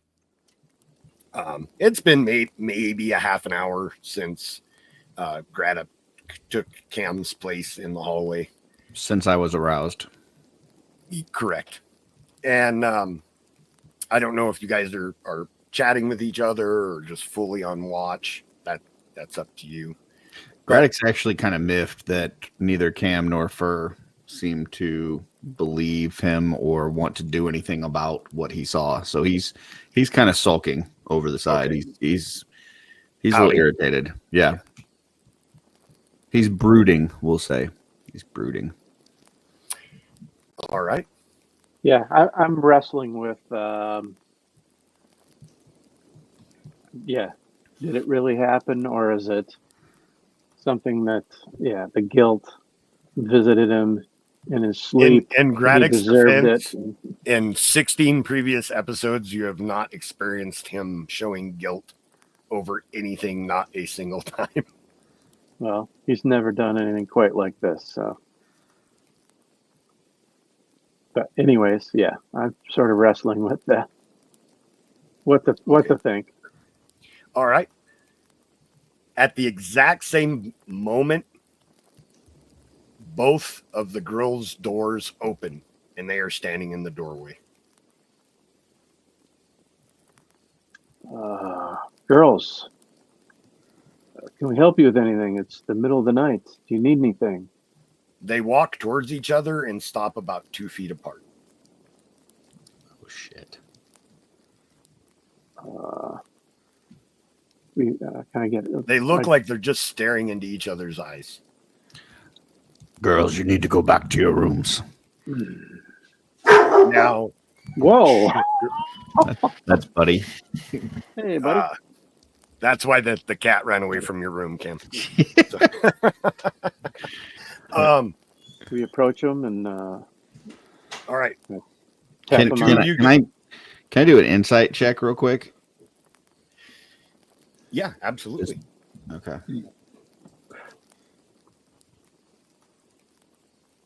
$11. There are 2 girls in the hallway. They are looking at each other. All right. You're sure of it. All right. Are we on like either side of the hallway? They're like in the middle of us. So whoever's closest to me, I kind of even walk up closer and just sort of gently tap on the shoulder and say, Okay. "Are you okay? Is there anything you need? We can call a servant. Otherwise, you need to go back to sleep. All right, Cam, when you tap, or Cam, Ferr, excuse me, misspoke. When you tap one of them on the shoulder, now you're not sure which one is which because they look almost identical, but they both turn to you quickly with the hands that are closest to each other. They reach up and interlock their fingers. Their other hands touch you on your chest. You see the blue eye and the yellow eye kind of not glow, but almost radiate. And they both speak simultaneous. We hear whispers from the darkness. What you seek runs from you. But we know where. In the icy hollow, you will find him. And then their hands drop off of you, and they both collapse to the floor.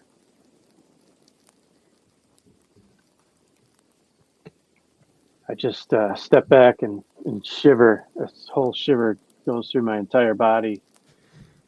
And then I look at Gradduk. Did you hear that? I did, but you probably wouldn't believe me if I told you anyway. This isn't a time to be petty. Help me. And Oh, pick like one of I them needed up. your help earlier. Yes, absolutely. I will help you. I will believe what you saw and heard. For sure. You saw it with your own Shared eyes. delusion. I didn't see what happened to you. Picked up the girl. Bitch. So I scoop one of them up and carry her into her room and lay her back down in her bed. Gradduk does the same. Okay. Trevor. Yes, Eénsek sir. is awoken from his or brought out of his meditation by a tapping sound. A fingernail on glass. Who's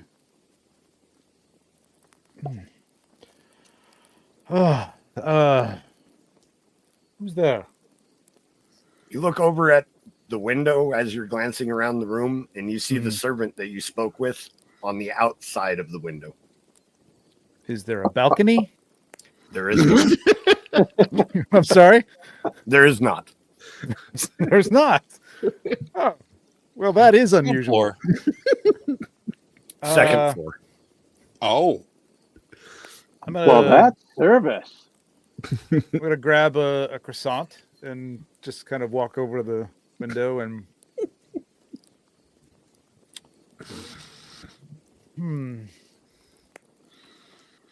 I don't know. I'm just gonna look at it like He's just like standing there, glancing What out does the it look window. like? You can see that he is standing on nothing. He and seems what to does be he look levitating. like? Is he just like the servant, or is he The servant, glowing? there must be a breeze outside because his hair is fluttering in the wind, but he is not standing on anything. He is just levitating outside of your bedroom window.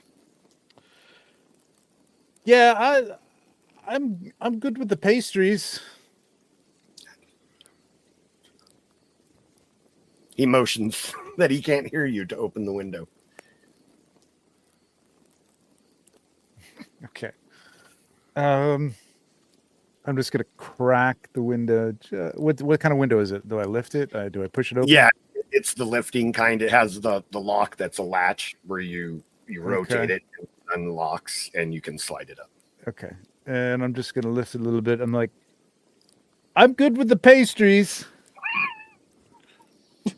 I do not care about your pastries. I care about what we can do for each other. Open your window and I will explain everything. Well, most things. I'm good like this. We could just talk like this. This is nice. It's fresh breeze. Do you really think that the glass of that window would stop me, fool, if I wanted to get inside? Maybe. Open the window or I'll throw the servant to his death. It has no bearing on me. Fine. I did not want to begin with threats, but you are being difficult. All right. I'm just gonna back up and I'm just gonna grab my little staff there Okay. and Continue to eat the croissant. He But, floats over to the window, 1 foot at a time, steps through and stands almost uncomfortably rigid inside, almost like he doesn't belong in the body that he's in, maybe. And it's a little So he's awkward standing on the moving it. ground now. He's standing on the ground now, yes. Okay. So it's not Egger. It's like somebody wearing an Egger suit. Almost like that, yeah. Okay. Need some sugar water. Yeah. I see you grab that staff. Do not get any ideas, wizard. Attack me, and you must know I am in one of your companions as well. I will have him harm himself quite grievously, I assure you. Which one? Oh, wouldn't you like to know? It would make If it you easy find to out- decide, honestly, if you could tell me. If you find out, it will be the hard way. 1 in 3 chance. All right. What do you want? Who are you? What is this all about? Do not worry, I do not wish to harm you. I will start with an introduction. I know who you are, but I'm sure you're very curious who I am. Yes, floating man into the window. Yes, very curious. Oh, man. Yes, yes. Well, I will say that there was a time in the past that I went under a different name. I was referred to as Bravor. And you are in possession of my sword. I think you're mistaken. Oh, I don't think so. I checked your character sheet and everything. sorry. I couldn't help it. Damn, I was into it, Joe. Yeah, no, sorry. My bad. This is where I originate from the blade. I know that you have it. But I do not wish you harm. And what if I did? My power is going to waste locked away in your pathetic little satchel. We can do so much for each other. It's a nice satchel. Paid a lot of money for that. Not enough, obviously. What can you do for me, and what does it have to do with the sword? Oh, draw the sword from your satchel, and I will tell you. Do not worry, you resisted my power. You have no fear of me possessing you.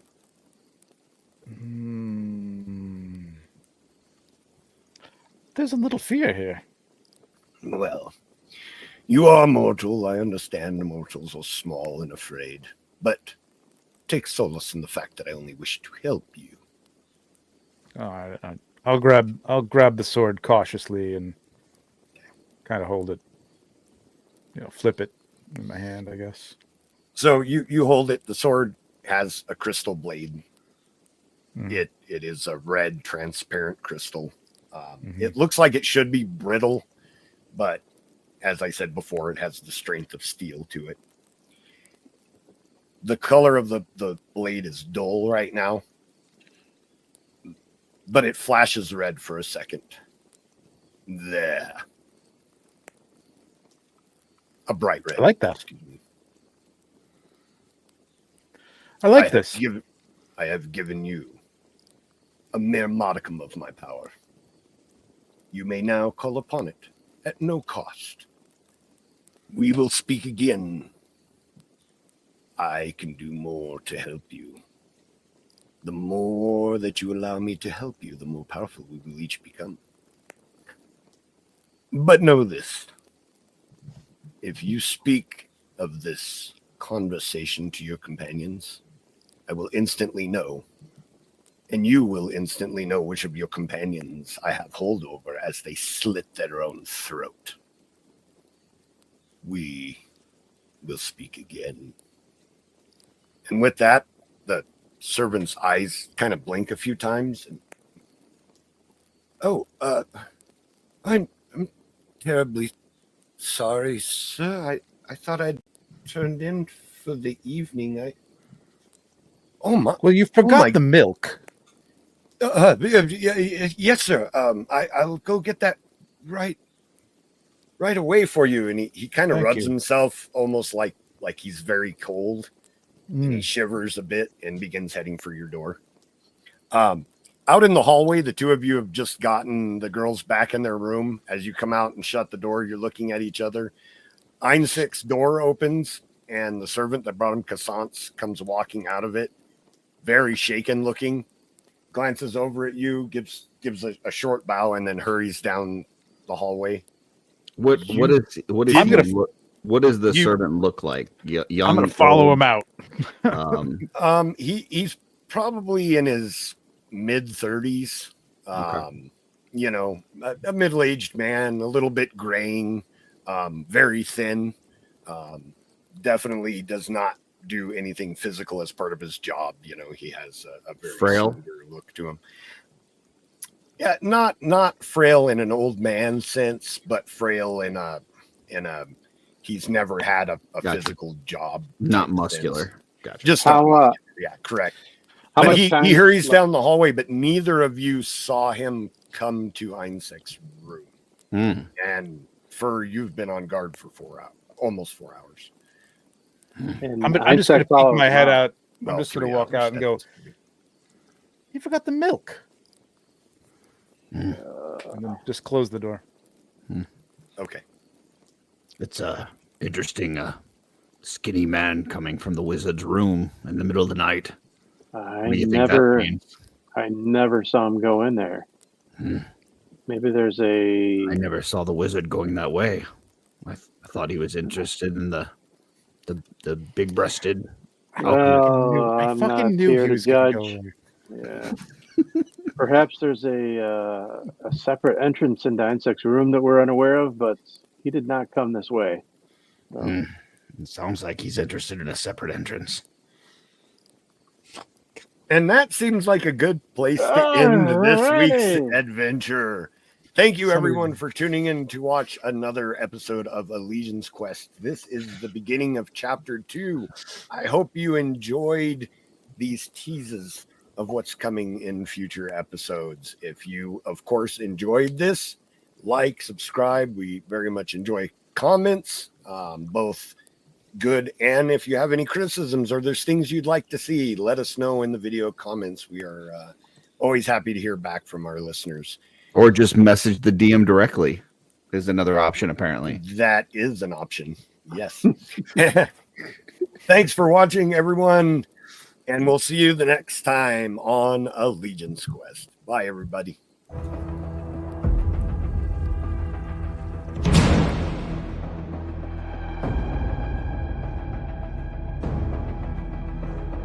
Is it over now? were we supposed to be quiet? Yeah.